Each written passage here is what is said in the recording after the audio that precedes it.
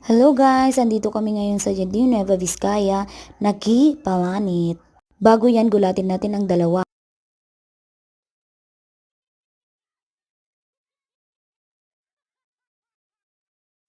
So, ayun na nga, nagulat natin ang dalawang marites.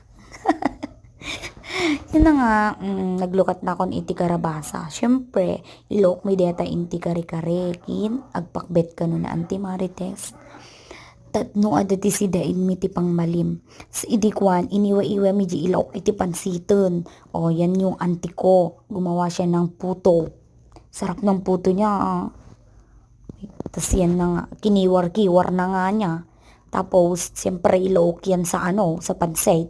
Tapos yun na nga, si Gardo, tinulungan ko siya kasi hindi niya kaya yan mag-isa. Para naman matapos na, para maibig na, di ba?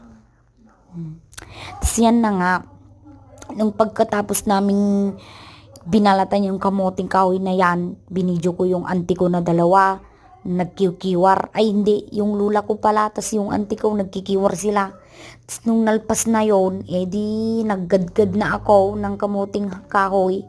Tapos nung natapos ko na nigadgad yung kamoting kahoy, ay para naman ako yung naggadgad, hindi naman.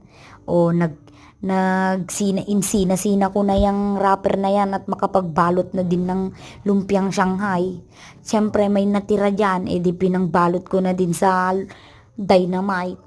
Alam mo ba yung dynamite na yan may cheese tapos hotdog lang. Siyempre yun lang yung kaya ng budget, alam mo ba?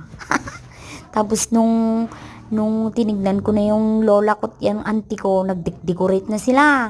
O yan na nga yung ginawa nila, biko, tapos yung marshmallow, yung hotdog na tinudok sa lukban, at yung lukban pulutan namin mamayang gabi. Siyempre, napagod ang person. So, kumain na ako Langan naman magpagutom pa ako, di wala na Papayat na ako niyan, charot. Tapos yun na nga, yung biko, yung, 'di ba? Spaghetti, yung cake, ang laki-laki ng cake niya. Tapos yung puto, pansit, yung dynamite, gano'n. Tapos yun na nga, konting dasal. Dasal siyempre, birthday girl, di magdasal si auntie, 'di ba? Tapos yun na nga, nagpa-video pa yung auntie ko. Diyos ko naman. Kala mo naman siya magbe-birthday, yung bata naman.